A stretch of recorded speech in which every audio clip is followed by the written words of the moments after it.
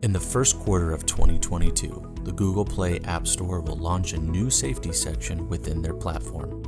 The Google Play Store has an integrated safety section within their platform.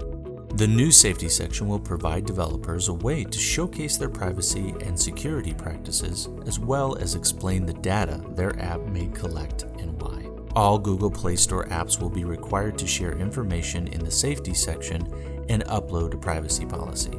Developers are responsible for providing accurate and complete information in their safety section, including information about data used by the app's third-party libraries or SDKs. Generating a privacy policy for the Google App Play Store has never been easier.